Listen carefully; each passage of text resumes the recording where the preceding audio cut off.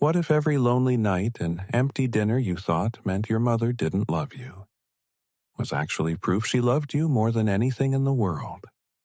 This is the story of Lily, a 12-year-old girl who believed her overworked, distant mother simply didn't care. She faced bullies alone and came home to a silent, empty house, her heart hardening with each passing day. But when a sudden, strange act of kindness from her mom leads Lily to a secret box in the attic, she discovers a heartbreaking truth. Her mother's absence wasn't neglect. It was a secret war fought with love, one that would change Lily's understanding of family forever. Disclaimer: this channel features fictional psychological stories created for emotional exploration and storytelling purposes. All characters and events are fictional.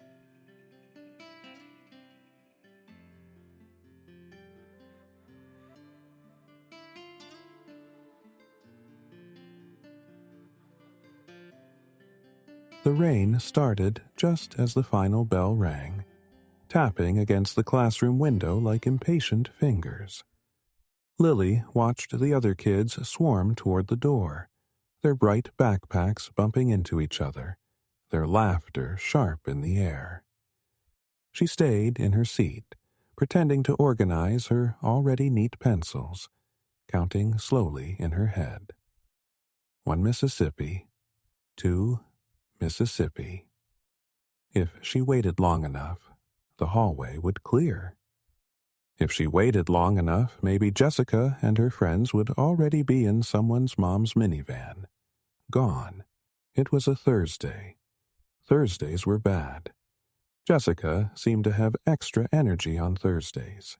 Lily finally slung her own backpack, faded blue, the strap mended with mismatched thread, over her shoulder.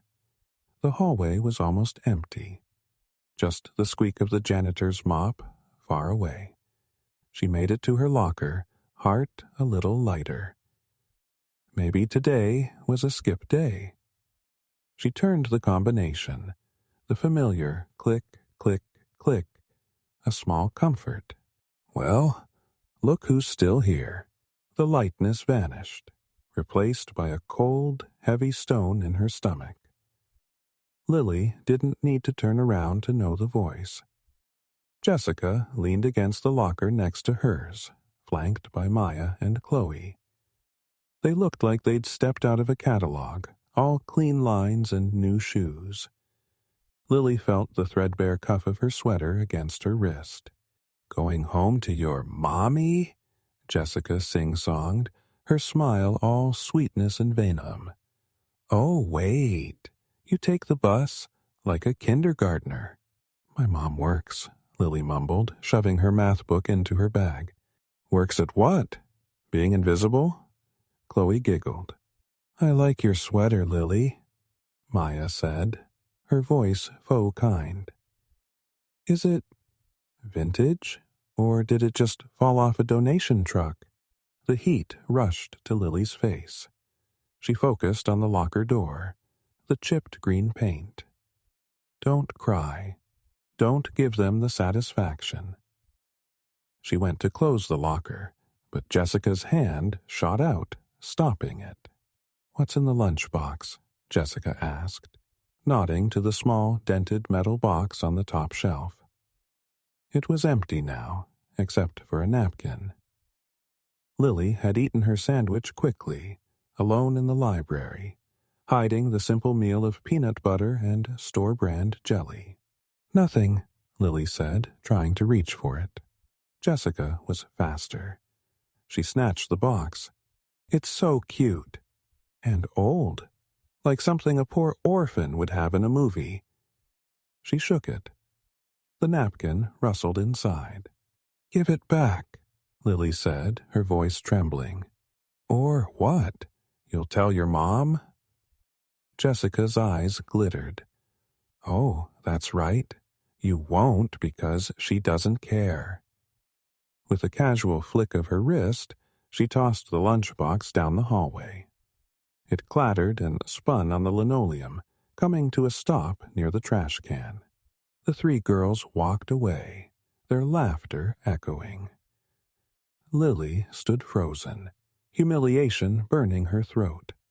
She waited until they turned the corner, then hurried to pick up the box. A new dent marred the lid right next to the old ones.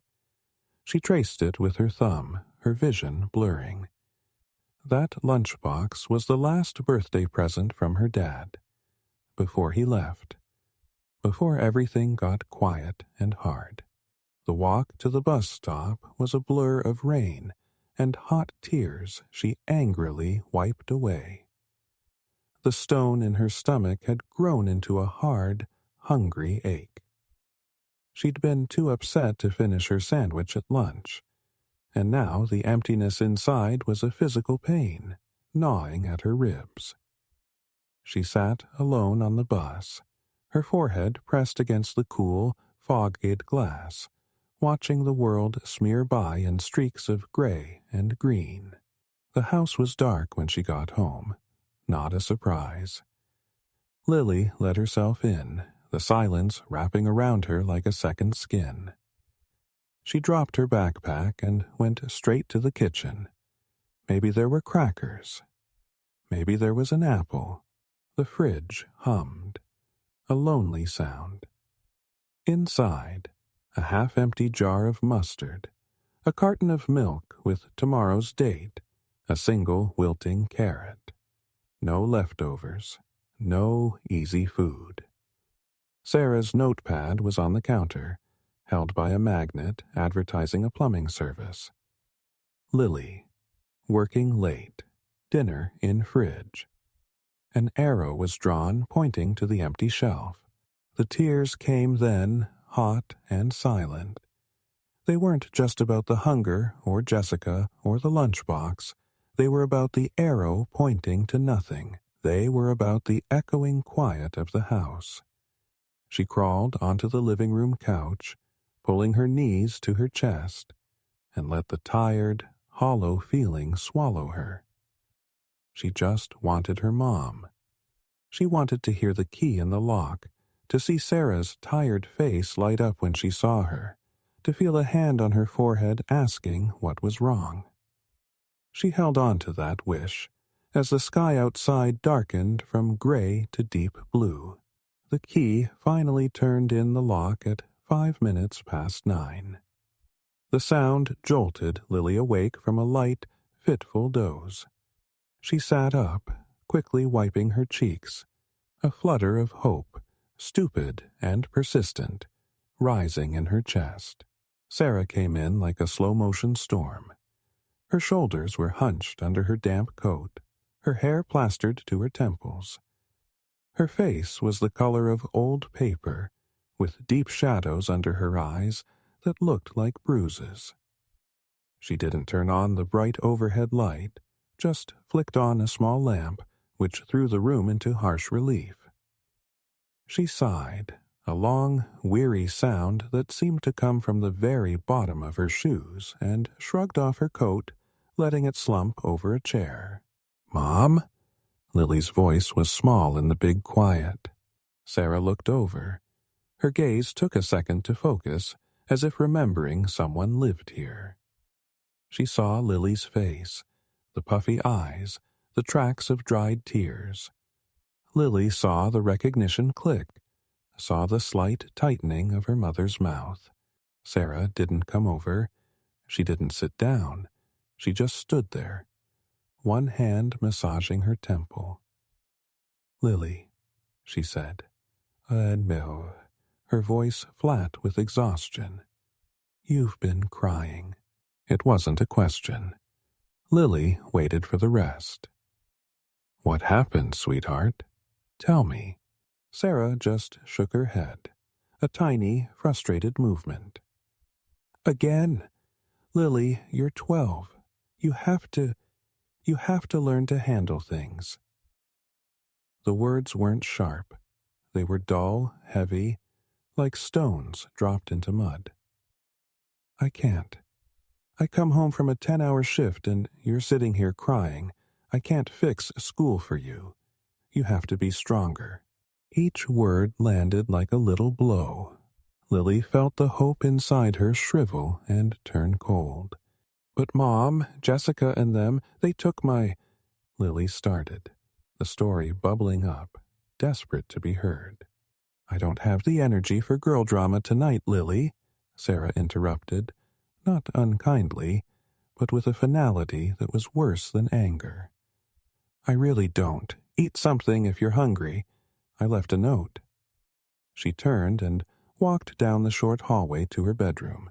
The door closed with a soft, definitive click. Not a slam, just a click. The quietest sound in the world. Lily sat in the dim lamp light, the hollow ache in her stomach now a hard, burning knot in her chest. The house was silent again, but it was a different silence. It was a silence that screamed. She looked at the closed door at the end of the hall, a barrier as solid as a wall. "She doesn't care," the thought whispered, cold and clear in her mind. It wasn't a shout of teenage rebellion. It was a quiet, terrible realization, settling into her bones like frost. My own mother doesn't care about me at all. The smell woke her up. It was a sweet, buttery, warm smell that didn't belong in their kitchen. Lily lay in bed, confused, blinking at the morning light. The clock said 7:15, on a Friday.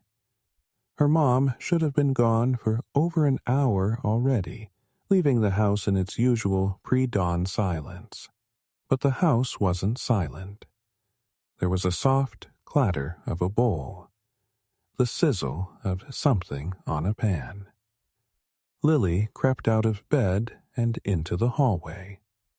The sight in the small kitchen made her stop, one socked foot still in the air. Sarah was standing at the stove, her back to Lily. She was wearing her old soft robe, not her work clothes. Her hair was down, still damp from a shower. On the counter next to her was a bowl of batter, and on the stovetop, golden pancakes were puffing up in the skillet. Real pancakes, not toast grabbed on the way out. "Mom?" Lily whispered, as if speaking too loud might break the spell. Sarah turned. Her face looked tired still, but softer. The harsh lines from last night were smoothed out. She even attempted a small smile. "Good morning, sleepyhead. I thought we could have a real breakfast." Lily slid into her usual chair, watching her mother move. It was a familiar dance, but one she hadn't seen in years. Sarah flipped a pancake with a practiced flick, humming a tune Lily almost recognized. She set a plate in front of Lily, 2 perfect golden brown pancakes, a pat of butter melting into a lake on top, a careful spiral of syrup. It looked like a picture from a book. "Aren't you going to be late?" Lily asked, picking up her fork.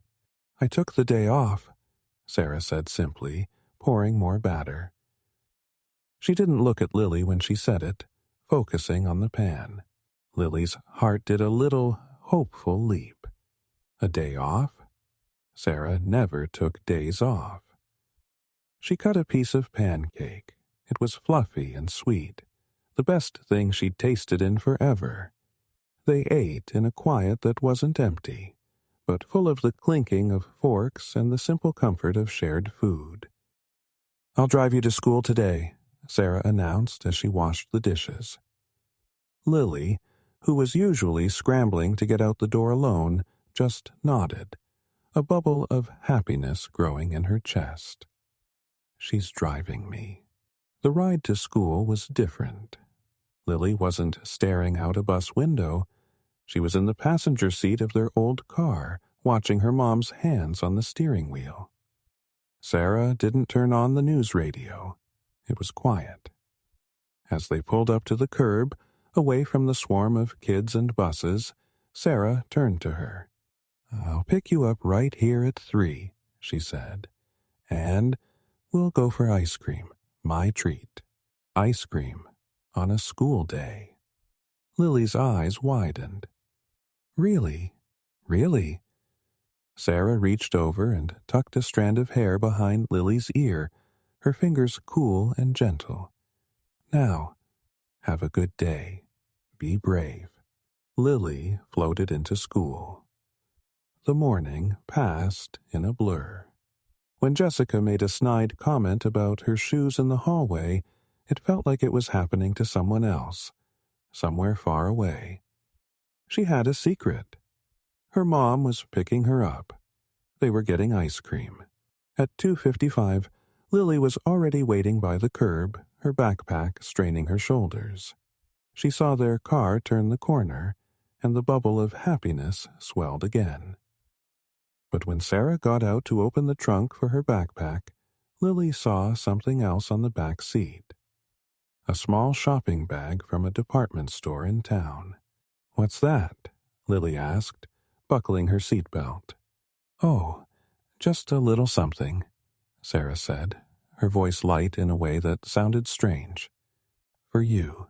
At the ice cream parlor, Sarah told her to get whatever she wanted, no limits. Lily got a double scoop of chocolate chip cookie dough in a waffle cone, piled high. Sarah got a small vanilla, but she barely touched it. She just watched Lily, her eyes looking so deep and sad and loving all at once that it made Lily's stomach feel funny. It was as the look from the old photo albums, from before. After the last sweet, crunchy bit of cone was gone, Sarah pushed the shopping bag across the sticky table. "Go on," she said. Lily pulled out the tissue paper. Inside was a dress.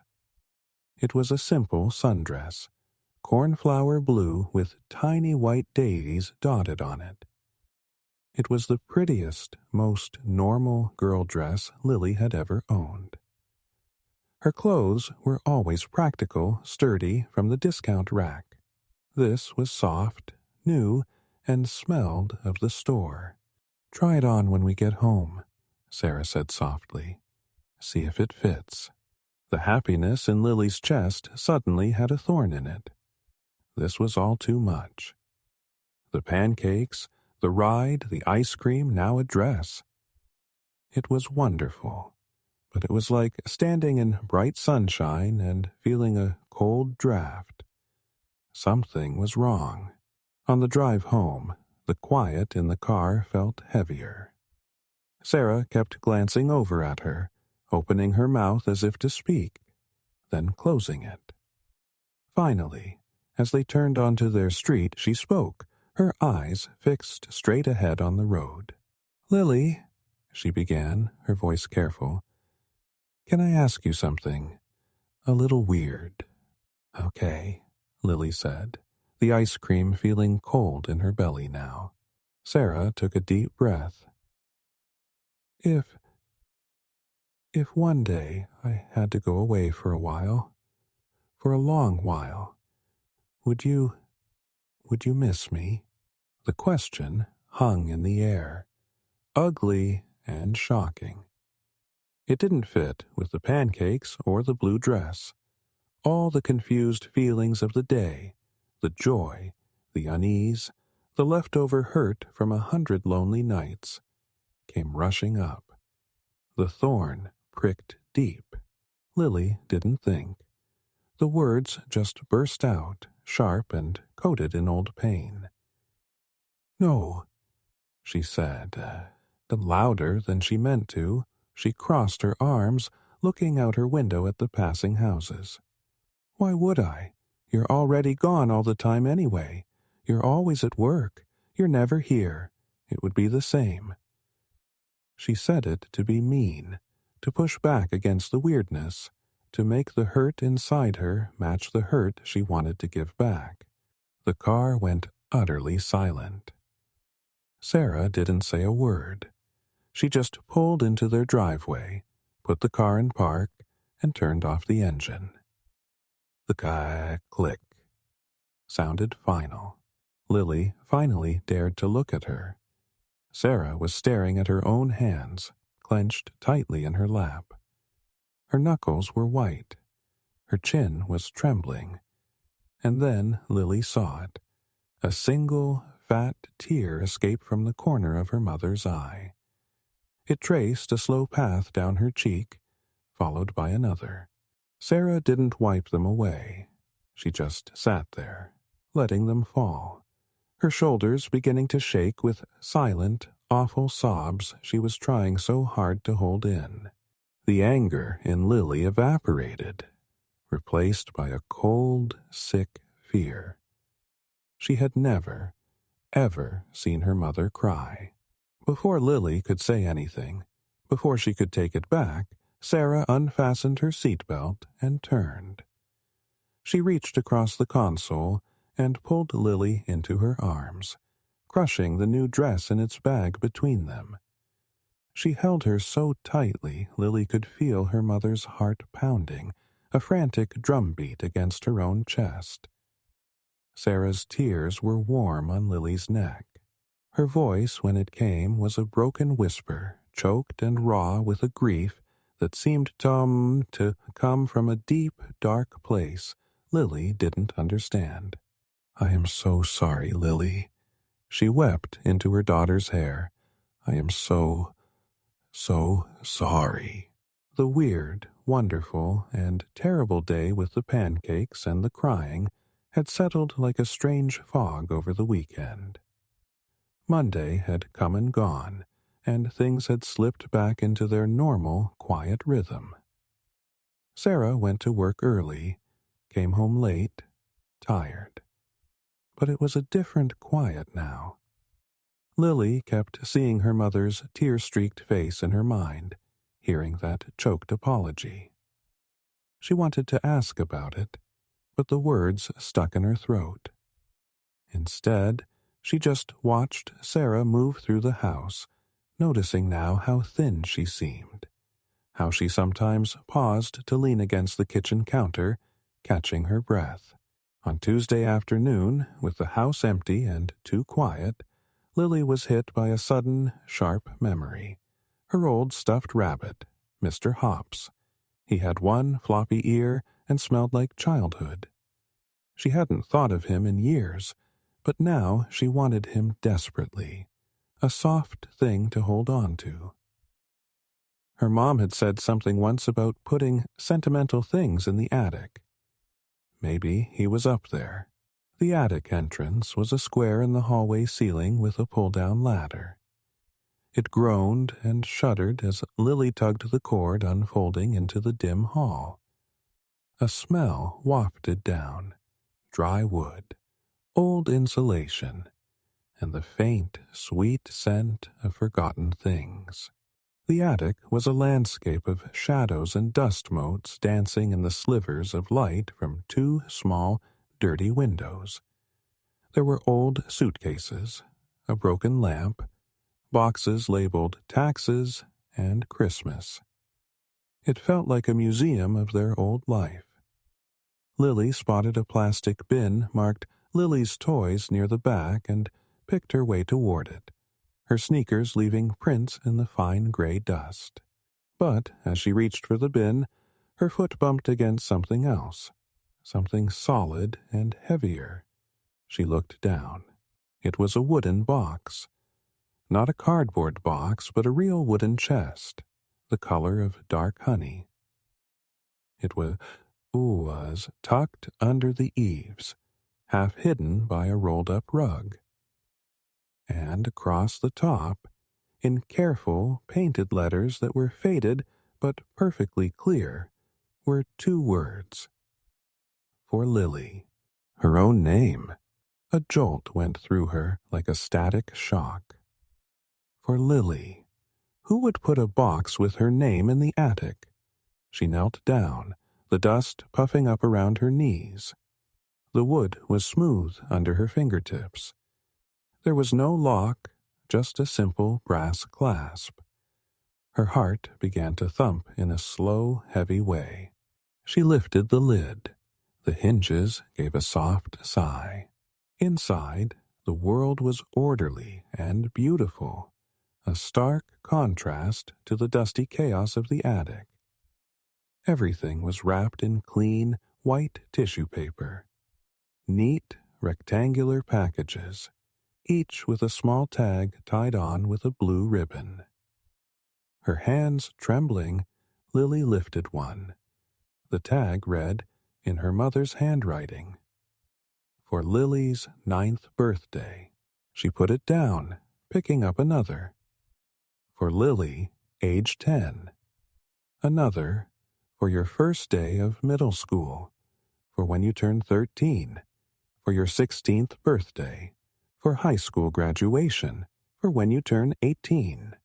They went on and on, a timeline of a future written in presence. Lily's breath caught. Beneath the packages, stacked neatly along one side of the box, were envelopes, dozens of them, all addressed simply to "My Lily" in that same familiar script. This wasn't a box of old toys. This was a treasure chest from another planet. A planet where her mother had planned for years ahead. Feeling like she was moving in a dream, Lily reached for the envelopes. They weren't sealed in a plastic bag or tied together. They were just there, waiting. On top was one that felt different. It was thicker. The words on the front were not a birthday or an event. They read, "For when you find this box." The air in the attic seemed to grow still and thin. Lily sat back on her heels, the envelope heavy in her hands. The dust motes stopped dancing. All she could hear was the frantic drum of her own heart in her ears. "For when you find this box." With numb fingers, she slipped the single sheet of paper out of the envelope. She unfolded it. Her mother's handwriting filled the page, neat and steady, not like her rushed grocery lists. "My dearest Lily, if you are reading this letter, then you have found your box, and that probably means I am no longer there with you."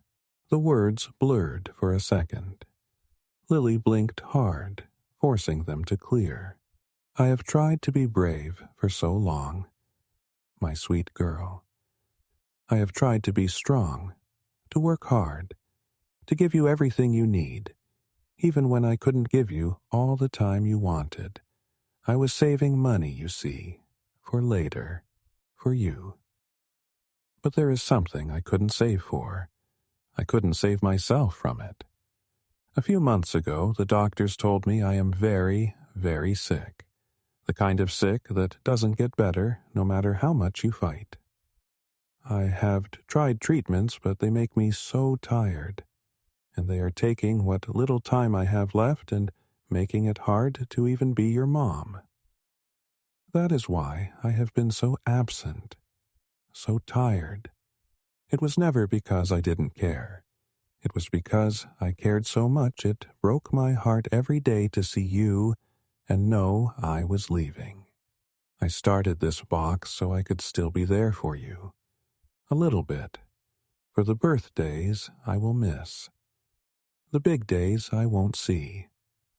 The letters are for when you might need a mother's advice, or just to know I was thinking of you. The presents are just little pieces of my love, wrapped up for later. Please don't be angry with me for keeping this secret. I wanted to protect you from the sadness for as long as I could.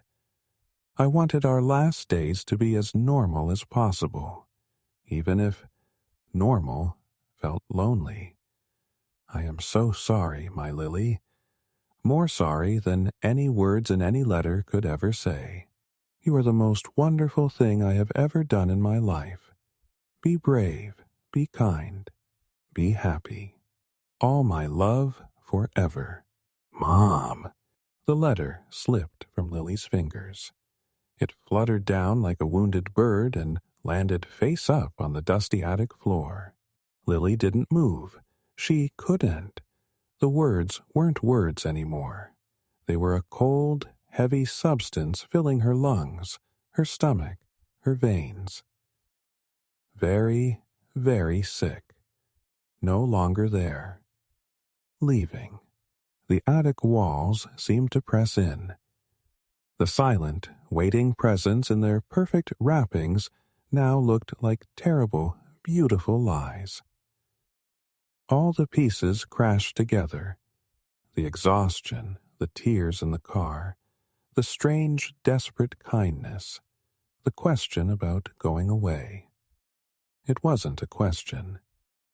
It was the truth, dressed up in a maybe. A sound tore from her throat, a gasp that was almost a sob. She scrambled to her feet, stumbling over the rolled rug, her legs tingling and weak. She practically fell down the pull-down ladder, her hands slipping on the rungs. She hit the hallway floor and ran. "Mom!" The word was a scream, raw and frantic, echoing through the empty house. "Mom! Mom! Where are you?" She burst into the kitchen. Empty. The living room. Empty. She threw open the door to her mother's bedroom. The bed was neatly made. The room was still. The only sign of Sarah was a sweater draped over a chair. The house was utterly, completely silent. No hum of the fridge, no creak of the floorboards. Just the sound of Lily's own ragged, panicked breaths and the deafening echo of the words now permanently etched inside her skull. "I am no longer there with you." Lily didn't know how long she sat on the floor of the hallway, her back against the wall, the silence of the house pressing down on her like a physical weight. The frantic panic had frozen into a cold, hard knot in her chest. She just waited, staring at the front door, listening for the sound of a car, of a key. When headlights finally swept across the living room window, it was fully dark outside. The engine coughed and died. Lily didn't move from her spot on the floor. She heard the slow, heavy crunch of footsteps on the gravel walk, then the fumbling at the lock. The door opened, and Sarah stepped inside. She looked like a ghost of the woman from the pancake morning. Her shoulders were slumped, her coat hanging loosely. In the dim light from the hallway, her skin had a pale, almost grayish tint. She didn't turn on the bright overhead light, just leaned back against the closed door for a moment, eyes shut, as if the simple act of coming home had used up the very last of her strength. She let out a long, shaky breath that was more of a sigh. She hadn't seen Lily yet. Lily watched her, and the words from the letter, "very, very sick," were no longer just words. They were in the way Sarah's hand trembled as she tried to unbutton her coat. They were in the deep hollows under her eyes.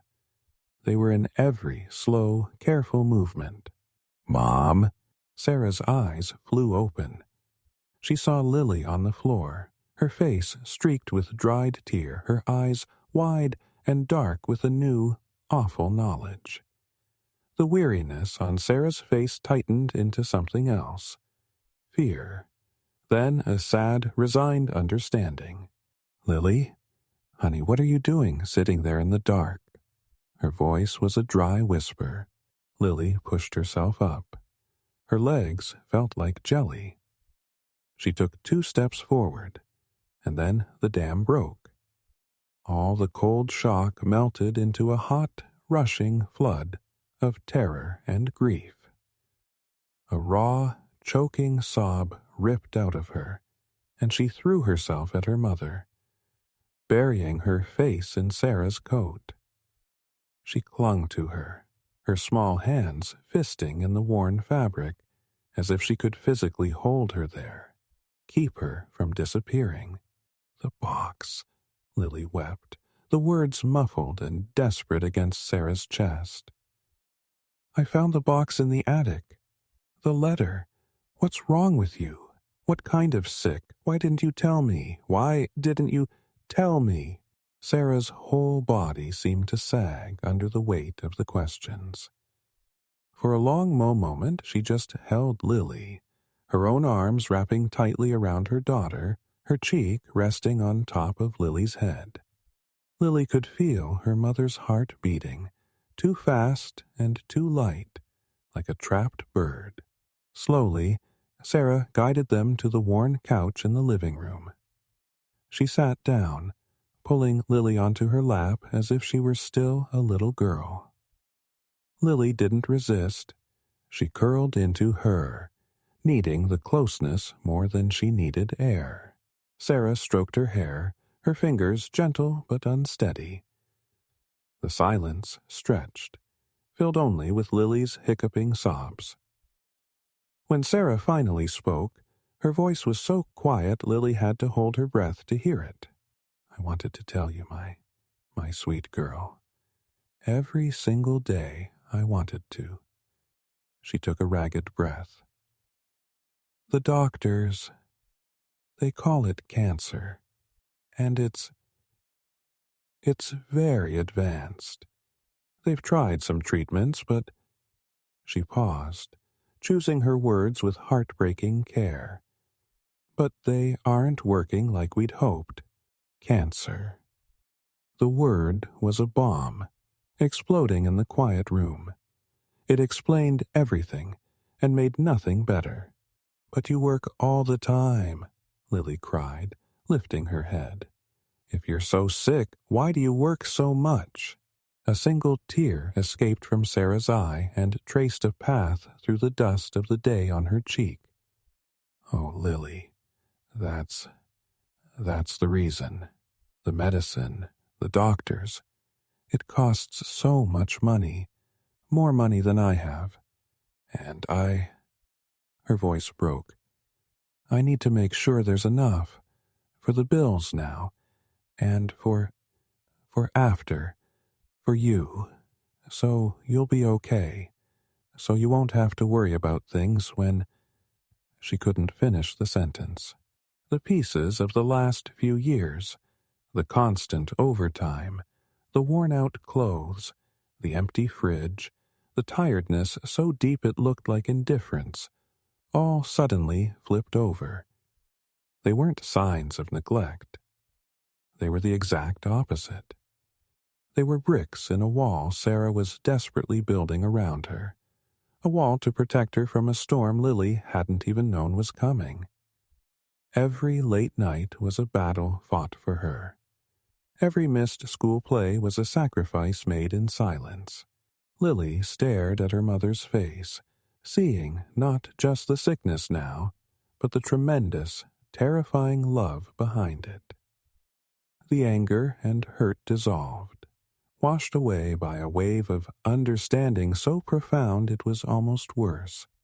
She would have rather had her mother be uncaring than be this brave, this broken, this alone in her fight.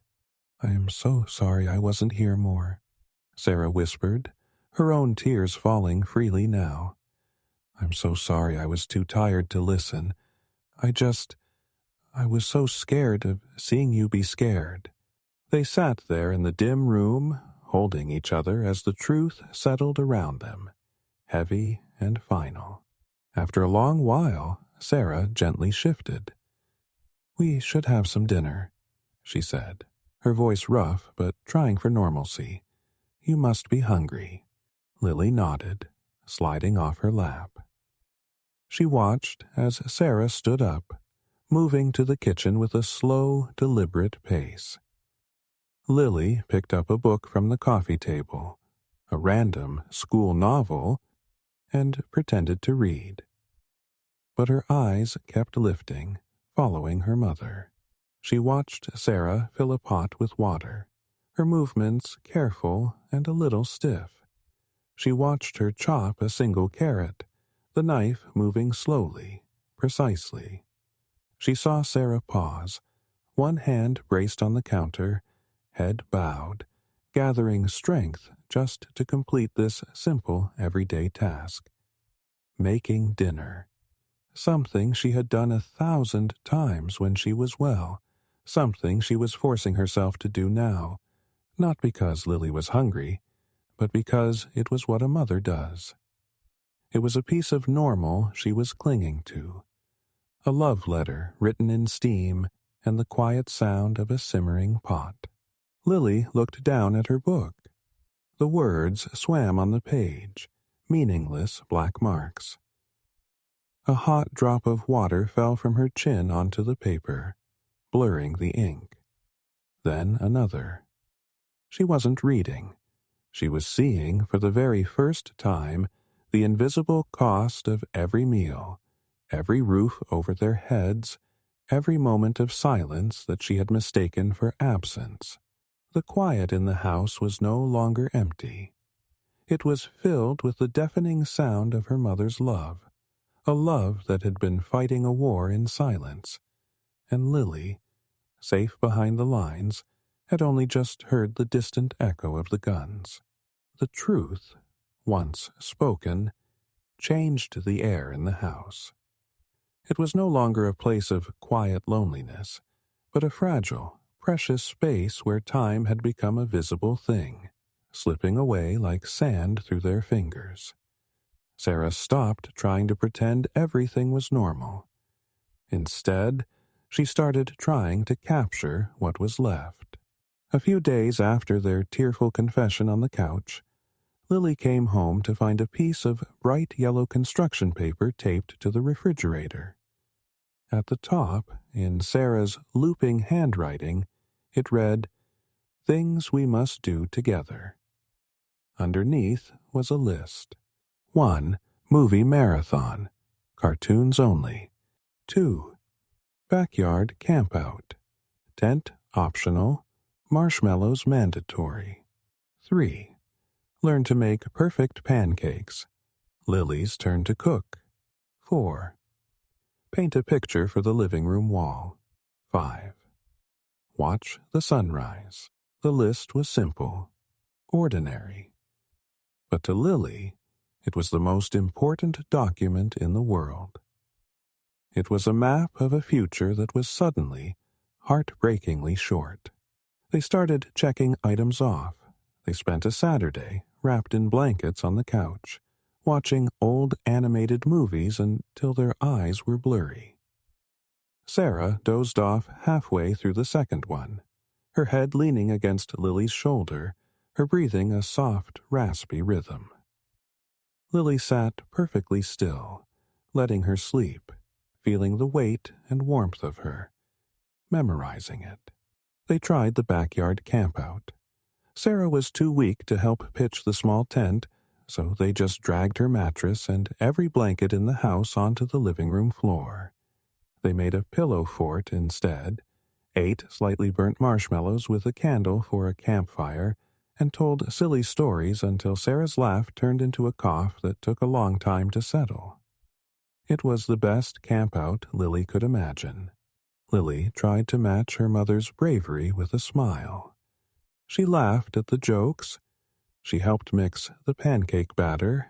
She pointed out the brightest stars from their pillow fort campsite.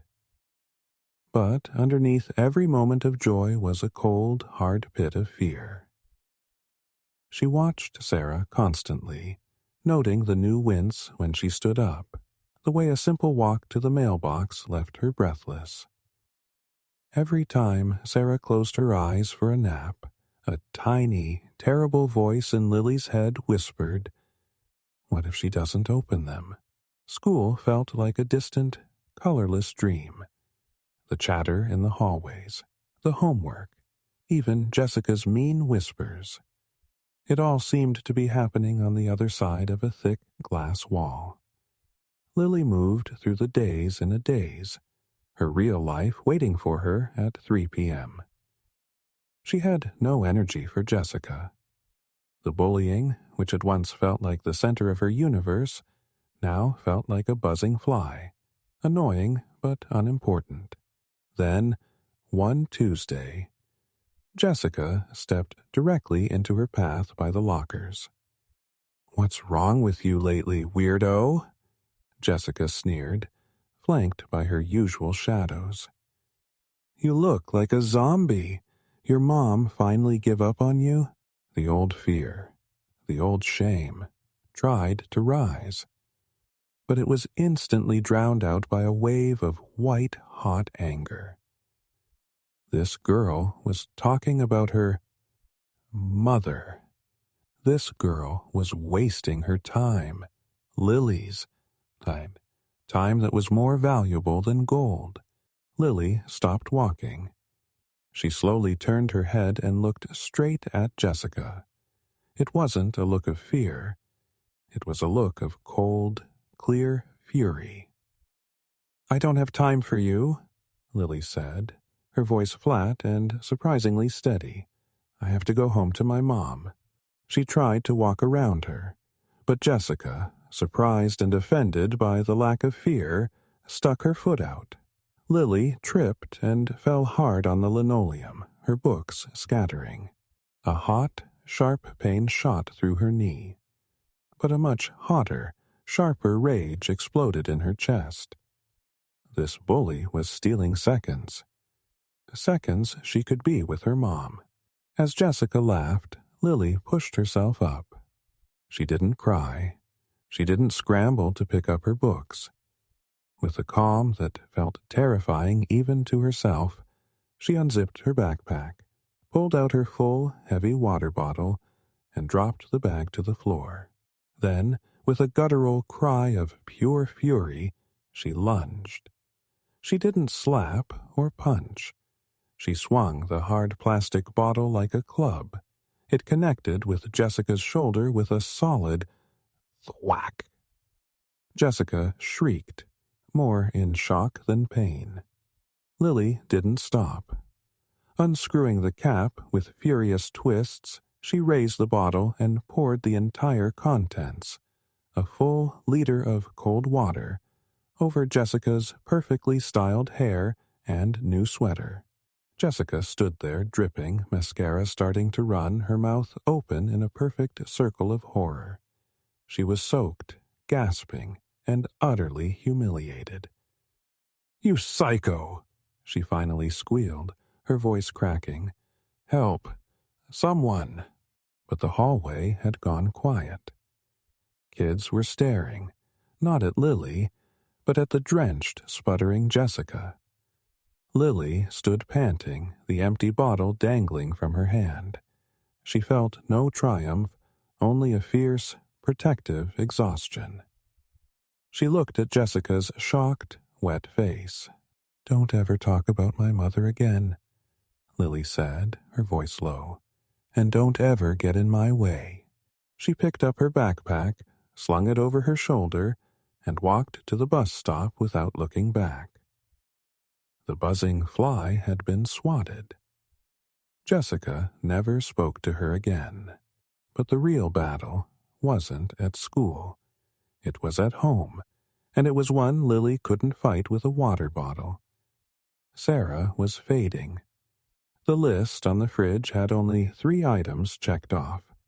The Learn to Make Perfect Pancakes day ended with Sarah needing to sit down after 5 minutes, her face pale and clammy.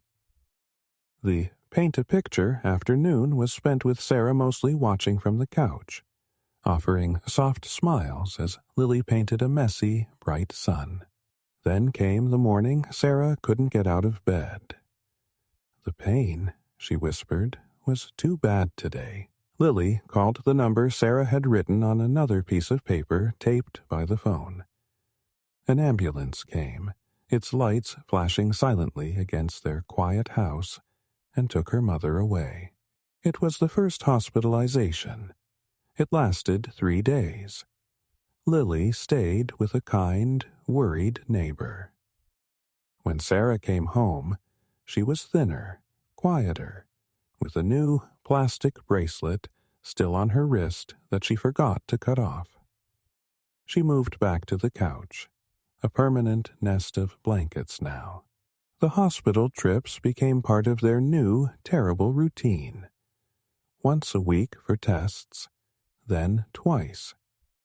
Each time Sarah returned, she seemed a little less there, a little more of her worn away by the fight. The backyard campout, the movie marathons, they were replaced by quieter things, holding hands, reading a book aloud, sitting in silence together in a patch of sunlight. The yellow list was still on the fridge, but the unchecked items, watch the sunrise, seemed to glow with a sad, urgent light. Time was no longer just sand. It was a fast, cold river, and Lily could only stand on the bank holding her mother's hand, watching her being pulled further and further away. You're listening to Inner Echo Stories. Please like and subscribe for more interesting stories. With Sarah spending more and more time in the hospital or resting in a fog of medication, the house needed more than a 12-year-old could give. That's when David appeared. He was Sarah's younger brother, a man Lily knew only from a few blurry photos and short, awkward phone calls on Christmas. He arrived one evening in a dusty pickup truck, his own life packed into suitcases in the back. He had Sarah's eyes, but where hers were now tired and sad, his were warm and crinkled at the corners. He hugged Lily tightly, smelling of coffee and highway air. "Hey, kiddo," he said, his voice rough but gentle. "I'm here to help." And he did. He made mac and cheese that wasn't from a box. He fixed the leaky kitchen faucet. He drove Lily to school and sat in the waiting room during Sarah's long treatments, a steady, quiet presence where before there had only been empty chairs. Most importantly, he talked. He talked about a Sarah that Lily had never known. One rainy afternoon, while Sarah slept in her room, David and Lily were sorting through a closet.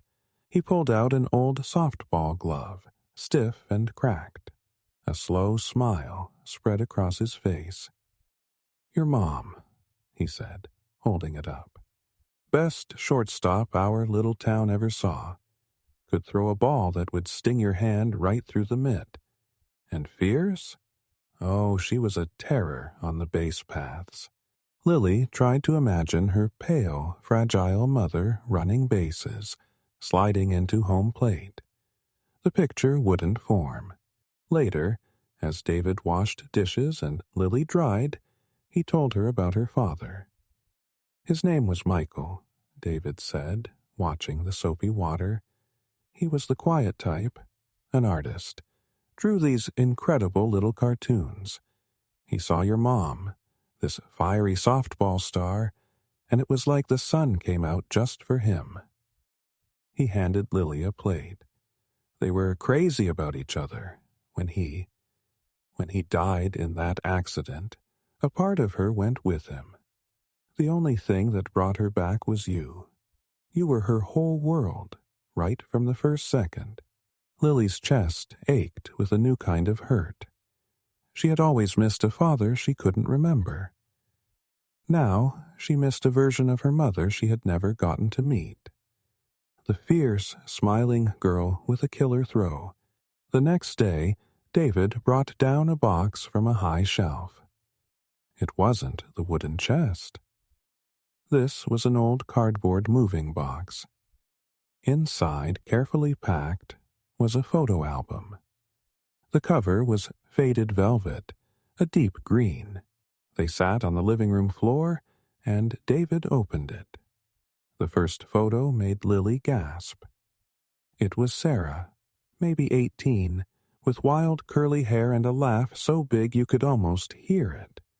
She was leaning against a young man with kind eyes and paint smudges on his jeans. Michael. There were more pictures, the two of them at a fair, sharing a cotton candy. Sarah, hugely pregnant, grinning and painting a nursery wall. Michael holding a tiny, blanket-swaddled Lily, looking down with an expression of such wonder it made Lily's throat tight. Her mother had a whole life before the sickness, before the tiredness, before the silence. She had been happy. That night, after David had gone to the store and the house was quiet, Lily went back to the cardboard box. She wanted to see the pictures again. As she lifted the heavy album out, something else slipped from beneath it. A simple, spiral-bound notebook with a plain blue cover. Curious, she picked it up. It wasn't labeled. She opened it to the first page. March 15th. Today, they said the word. Cancer.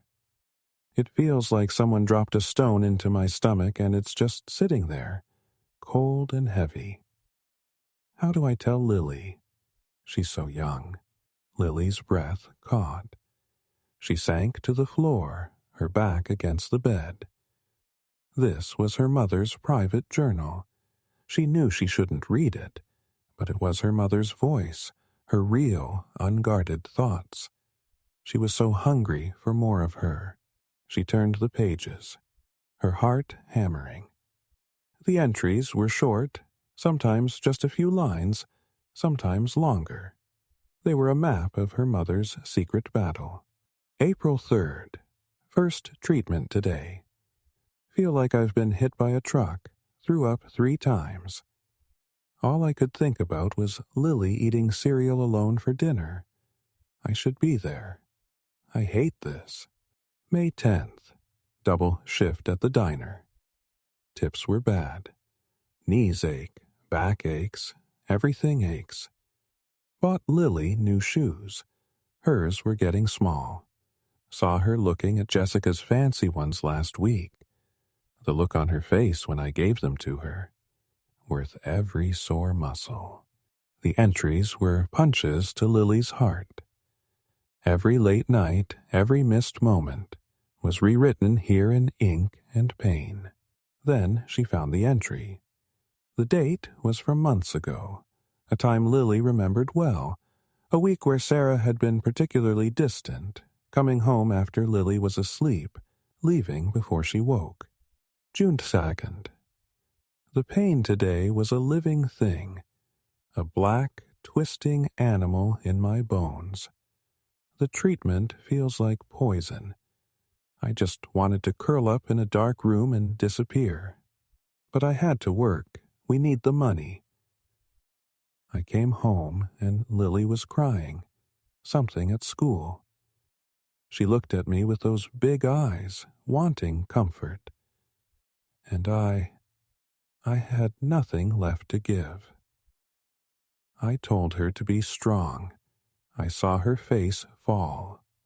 The hurt in her eyes was worse than any pain the medicine could ever cause. I went to my room and cried into my pillow so she wouldn't hear. Every time I'm not there for her, it kills me a little more than this disease ever could. The words blurred. A choked sob escaped Lily's lips. She clutched the journal to her chest, rocking back and forth on the floor. The memory of that night rushed back, her loneliness, her anger, her thought. Mi chang quantum con chut now. Her mother had been in a room down the hall, crying. The same tears, shattered by the same moment for a completely different reason. Her absence hadn't been indifference. It had been a war. Every missed dinner was a battle with nausea. Every sharp word was a deflection because she was using all her strength just to stand up. Every late night was a fight for their future. The understanding was a tidal wave, washing away the last remnants of her old, childish hurt. It was replaced by a devastating, awestruck grief. Her mother hadn't just been sick. She had been a soldier, fighting on 2 fronts. One against the disease in her body, and one to build a life for her daughter, all while carrying a heartbreak so heavy it was a miracle she could stand at all. Lily cried, great, heaving sobs that shook her whole body. She cried for the mother who played softball and laughed with paint in her hair. She cried for the mother who held her as a baby, full of hope. She cried for the mother who sat in a sterile room, poisoned by medicine, thinking only of her daughter's shoes. She cried because now she understood the immense, silent cost of every single, ordinary day she had taken for granted. The journal, with its simple blue cover, held the second and most painful secret. Her mother's love had been there all along. It had just been fighting a war too terrible for a child to see. The hospital room had become a second home, a small, beige world that smelled of antiseptic and wilting flowers. Sarah was no longer in the regular ward, but in a quieter room. The machines around her bed blinked and hissed with a gentle, terrible rhythm. She was so thin now that she seemed to barely make a dent in the pillows. But her eyes, though tired, were clear. Lily sat on the hard plastic chair she had pulled right up to the bed, holding her mother's hand. Her mother's skin felt like old paper, cool and fragile. David was in the hallway, giving them this time. Sarah's breathing was a shallow rustle. She looked at Lily, and her lips curved in the faintest shadow of her old smile. "My girl," she whispered, the words barely more than a breath of air. "I am here, Mom," Lily said, leaning closer, squeezing her hand gently. "Lily, listen to me," Sarah began, each word costing her effort. She paused, gathering strength. "You have to be happy. Really, truly happy. Go to school, learn everything, laugh with your friends." She swallowed with difficulty. Don't spend all your tears on me. Save them for sad movies, or stubbing your toe." A weak, breathy sound escaped her, the ghost of a laugh. Lily tried to smile back, but her chin was trembling. "I don't know how to be happy without you." "You will," Sarah insisted, her gaze fierce with love. "You have to. That's the most important thing. Your happiness is my peace." She shifted slightly, a small movement that seemed to exhaust her. With her other hand, she slowly gestured toward the bedside table. "The small drawer," she breathed. Lily opened it. Inside, nestled next to a cup of crushed ice, was a small, polished wooden box, much smaller than the one in the attic.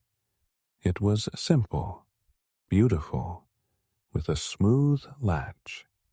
Lily placed it carefully on the bed beside her mother's hip. Sarah's trembling fingers brushed the lid. "These are for the years I'll miss.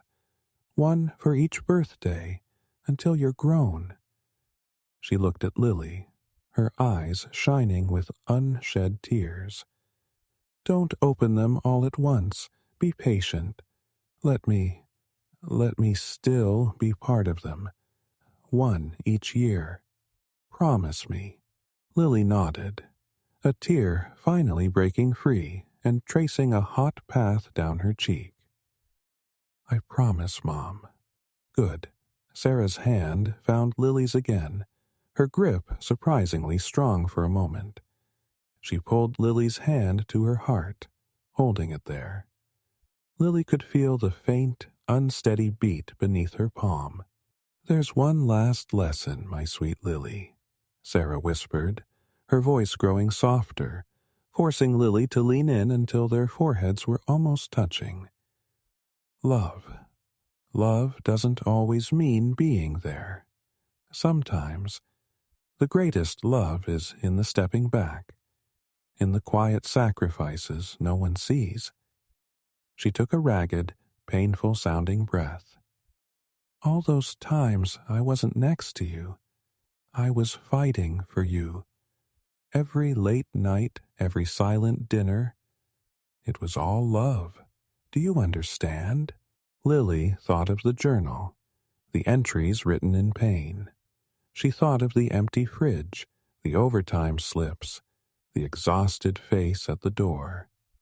She saw it now, not as a void, but as a landscape filled with the invisible monuments of her mother's love.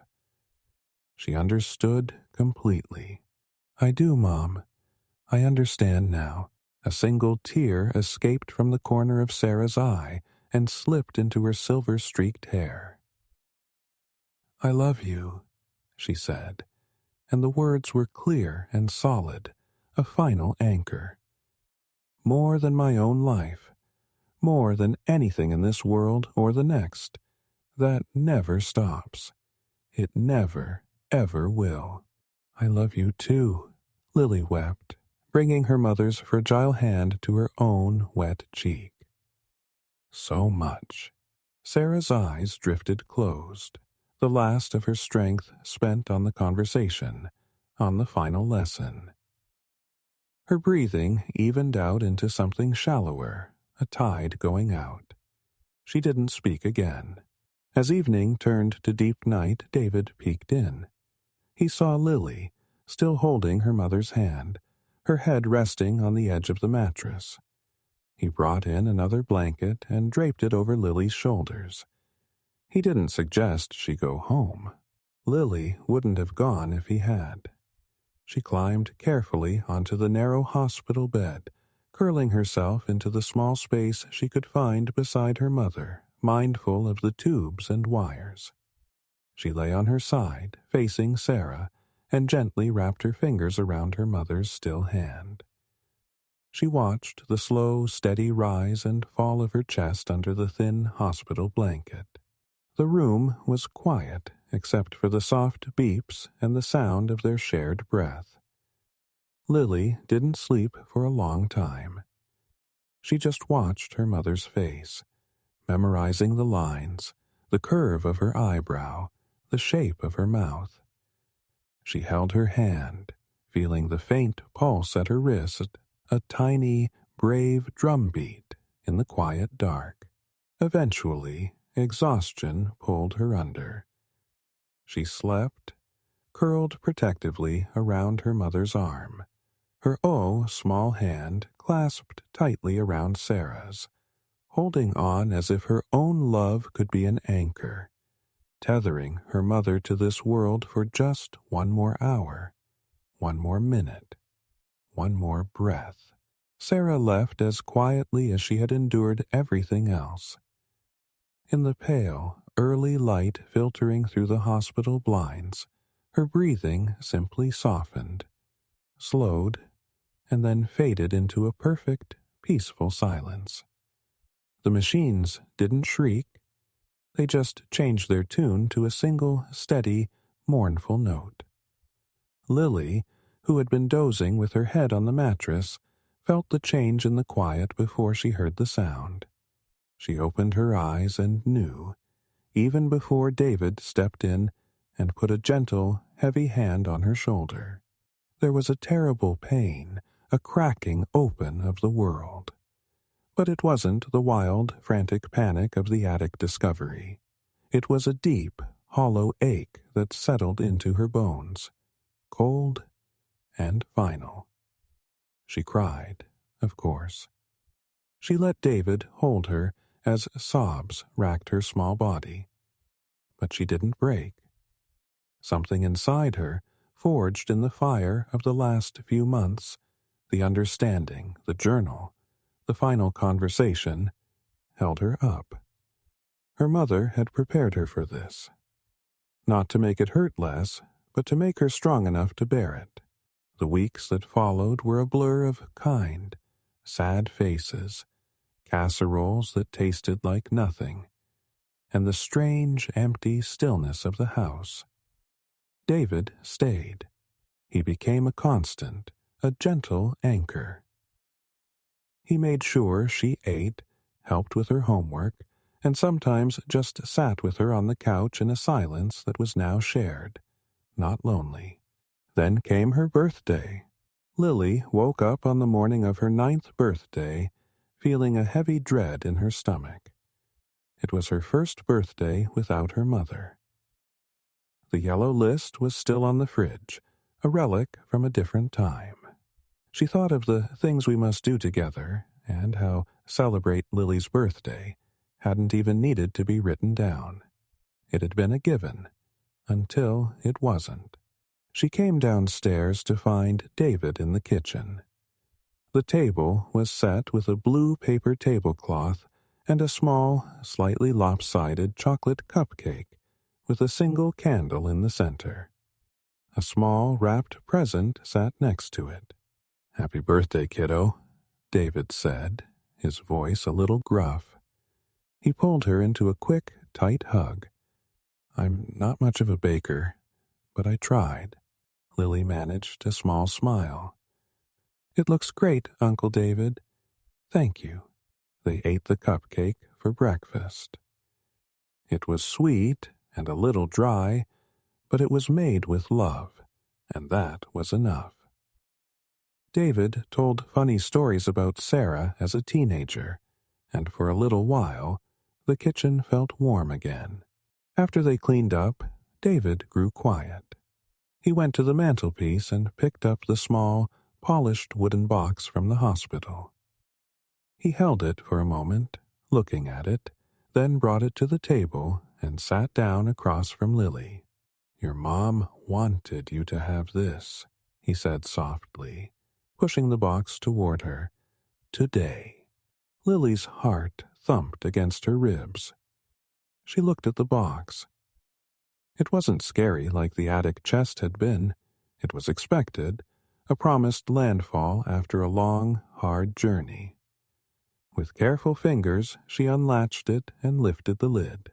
Inside, nestled in slots lined with soft velvet, were envelopes. Each one was labeled in her mother's handwriting. Age 9. Age 10. Age 11. They went on, a row of promises stretching into a future Lily couldn't yet see. Her eyes went straight to the first one. Age 9. She lifted it out. It felt light and heavy at the same time. David gave her a small, understanding nod and busied himself with washing the cupcake plate, giving her privacy. Lily took the envelope to the living room couch, the same couch where her mother had held her, and told her the truth. She curled up in the corner, and, with hands that trembled only a little, she opened it. "My dearest Lily, happy 9th birthday, my big girl. If you're reading this, then I'm probably telling you a silly joke or trying and failing to put the right number of candles on your cake. But just in case I'm not there in person, I am there in spirit, cheering louder than anyone. I am so proud of the person you are. You have a kind heart and a curious mind. I see how you watch the world, how you think about things. Never lose that.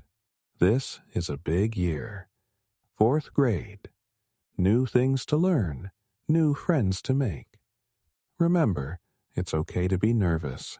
Everyone is. And if that girl Jessica gives you any trouble, you hold your head high. You are so much stronger than you know, my love.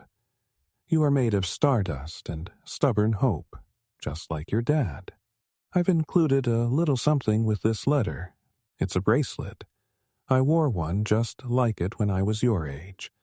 My mother gave it to me. It's simple, but sometimes the simplest things can make us feel brave. I hope it reminds you that you carry a whole line of strong women with you, and I am right there in the chain. Have a wonderful, wonderful birthday. Eat extra cake. Laugh until your stomach hurts. I am with you, always. all my love, forever and ever, Mom. Tucked inside the folded letter was a thin, delicate silver bracelet. It was a simple chain with a tiny, smooth charm in the shape of a crescent moon. It glinted in the morning light. Lily read the letter once, then twice, her vision blurring with tears. But they weren't tears of utter despair. They were bittersweet, mixed with a warmth that spread from the letter into her cold places. Her mother was speaking to her, right now, on her birthday. She carefully fastened the bracelet around her wrist. It was a little loose, but it fit. The cool metal quickly warmed against her skin.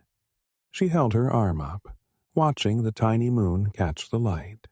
Closing her eyes, she pressed the letter to her chest. She could almost hear her mother's voice reading the words. She could almost feel the ghost of a kiss on her forehead. The hollow ache was still there, a part of her now. But layered over it, like a soft blanket, was a feeling of being held, of being seen and loved across time and distance. The bracelet wasn't just a piece of jewelry. It was a whisper against her skin, a tiny, constant embrace. Her mother wasn't gone.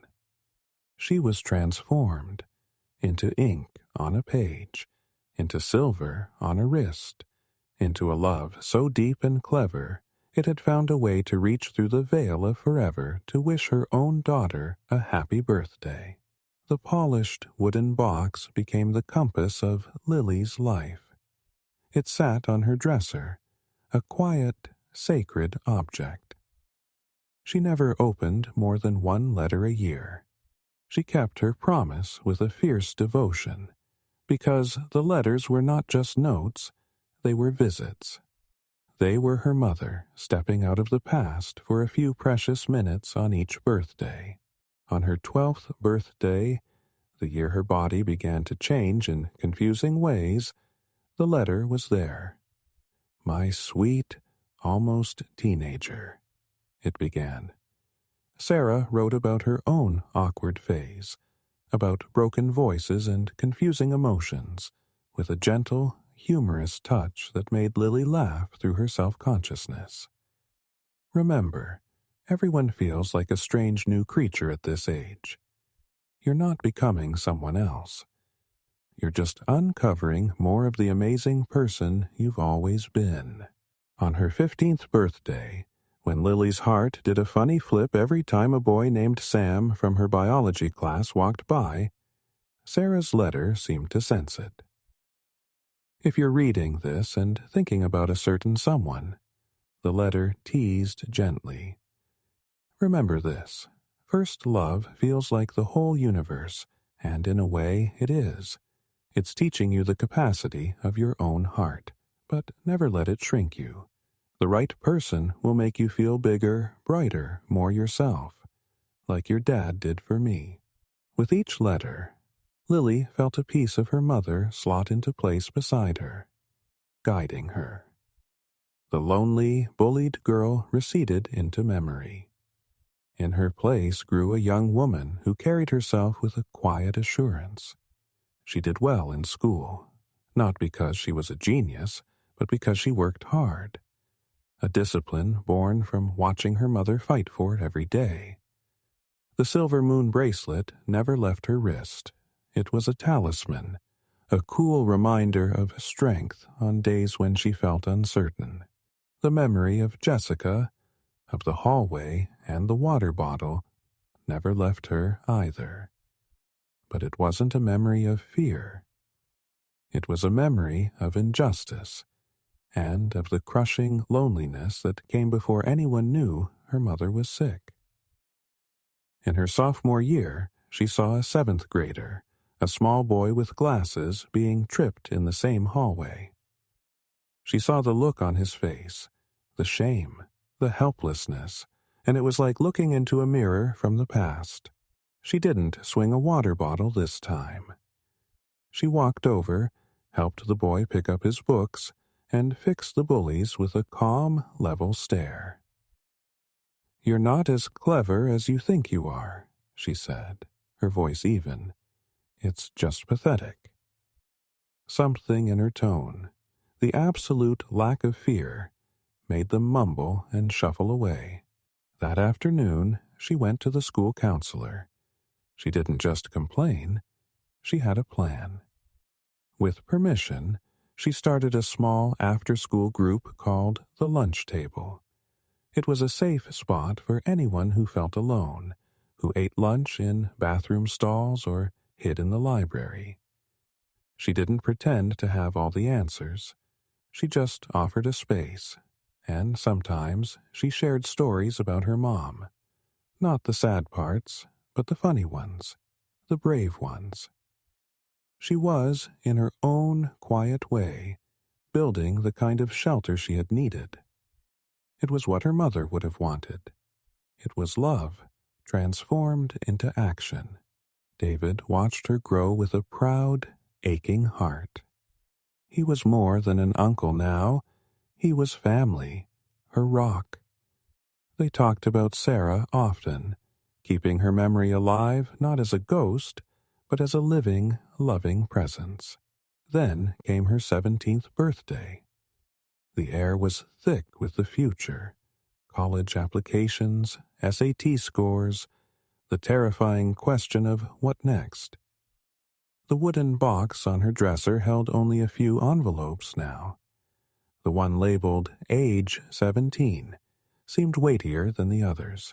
She opened it as the morning sun streamed into her room. The familiar handwriting was a comfort. "My dearest Lily, 17. On the cusp of everything."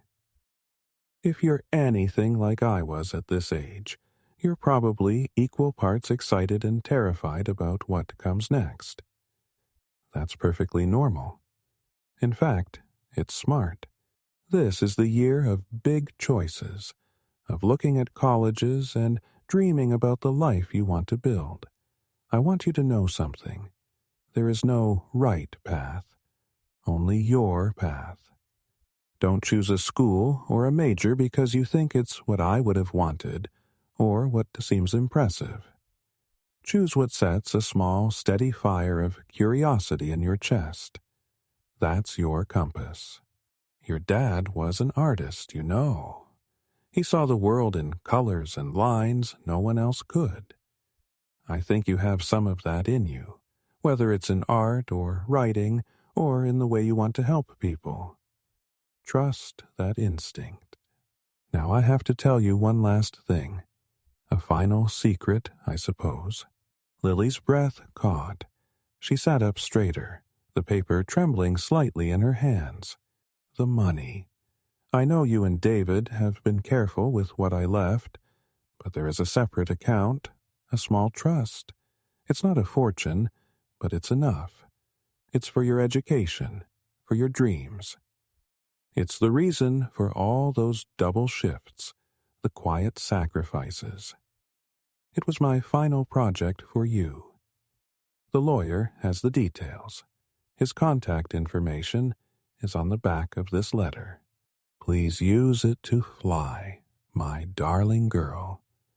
To learn, to explore, to become everything you are meant to be without the weight of worry on your shoulders. Let it be the wind beneath your wings, since I can't be there to give you a push myself. I am so proud of the woman you are becoming. I see my strength in you, and your father's gentle heart. You are our greatest masterpiece, with all the love that time and distance cannot touch. Mom! Lily stared at the words. A separate account, a final project for you. The reality of her mother's sacrifice, which she had understood in emotional terms for years, now crystallized into something breathtakingly concrete. Every moment of absence, every exhausted sigh, every late night, it had all been quietly building this, a future for her.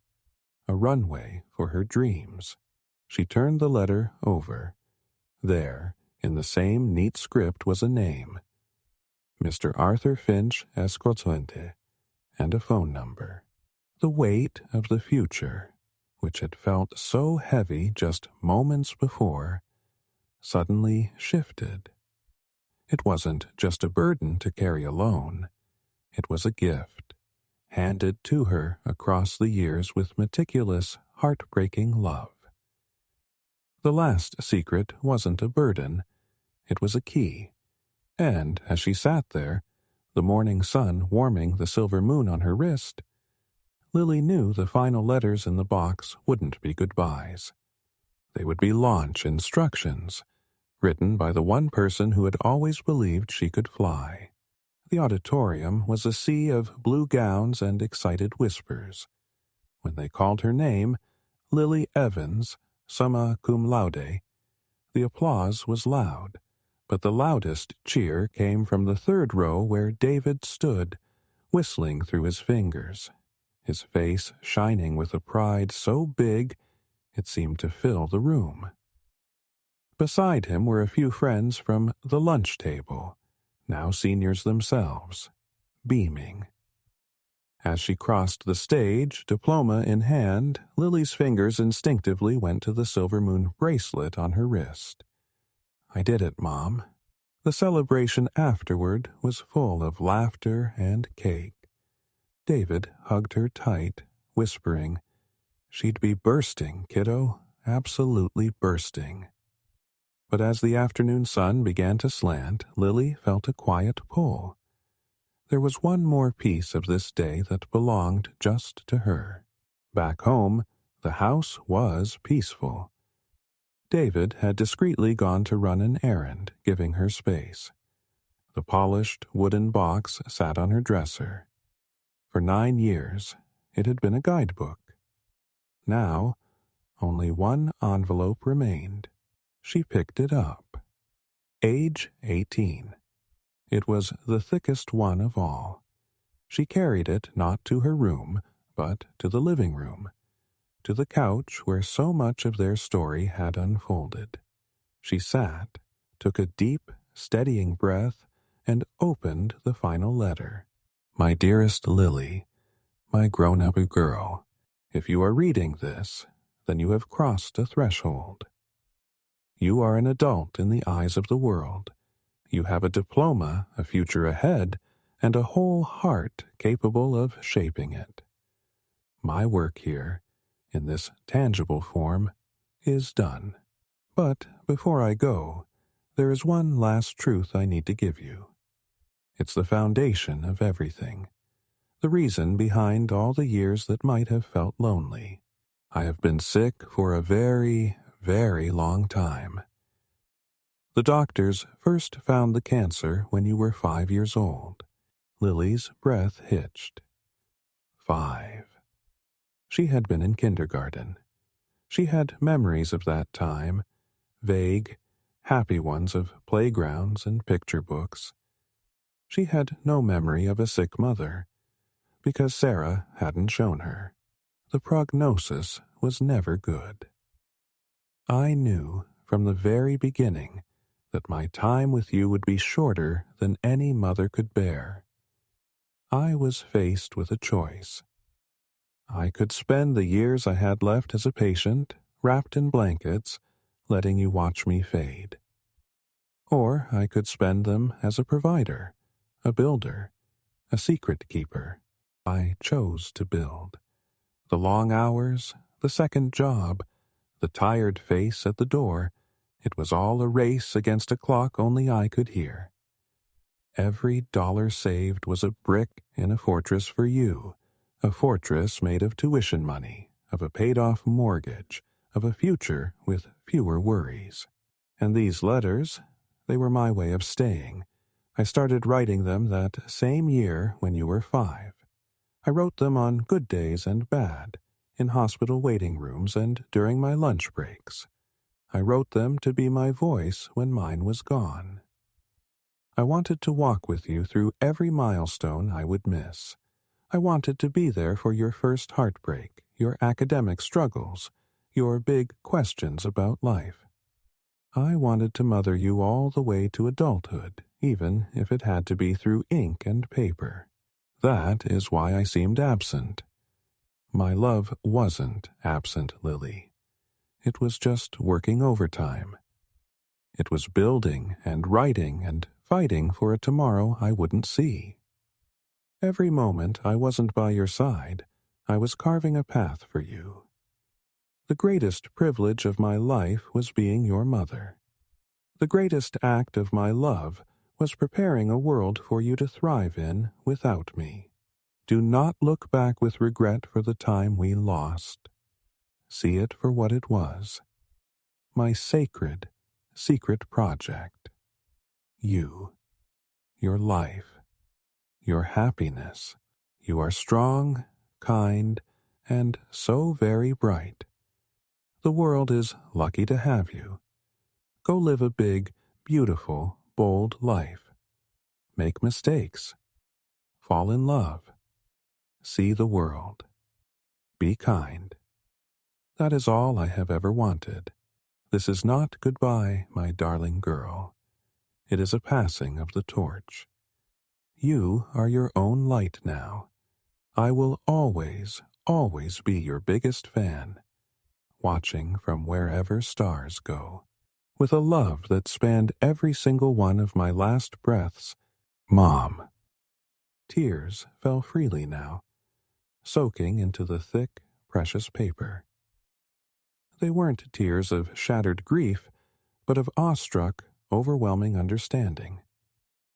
The puzzle was complete. Every piece, the unexplained fatigue when she was little, the relentless work ethic, the attic box started years before the final crisis, the profound depth of the letters, snapped into a picture of such immense strategic love that it stole Lily's breath. She knew when I was 5. The childhood Lily remembered, the one she'd sometimes thought was tinged with neglect, had been a masterpiece of protection. While Lily colored and learned to read, her mother was waging a silent war, building a life for her with trembling hands and a breaking heart. Lily gathered all the letters, the soft, worn pages from 9 birthdays, and held them to her chest. She looked across the room at the small, simple altar David kept on a bookshelf, a framed photo of Sarah, young and smiling, next to a candle they lit on special occasions. The woman in the photo gazed out, her eyes full of a love that had proven itself stronger than time, stronger than disease, stronger than death itself. A smile broke through Lily's tears, soft and real. She spoke to the photo, her voice clear in the quiet room. "Thank you, Mom," she whispered. "I understand now. Your love was never absent. It was in every single word of these letters. It's in every memory I've been rewriting. It's in this house, in my education, in my heart."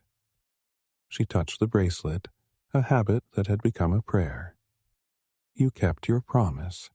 You walked with me all the way." She looked down at the letters, then back at her mother's smiling face, making a vow into the peaceful space between them. "I am going to live a good life, a big, kind, happy life. I won't waste a single brick of the fortress you built. I'll make you proud." The final letter wasn't an ending. It was a foundation. And as Lily sat there, surrounded by the tangible, paper and ink proof of a love that had outsmarted time, she felt not alone, but fully, completely accompanied. Her mother's project was finished. Hers was just beginning.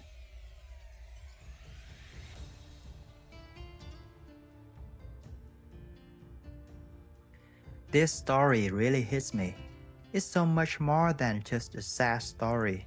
It's about heart-stopping moment when I realized I completely misunderstood someone I love. the mom's love was a whole hidden world built in silence. And that is just devastatingly beautiful.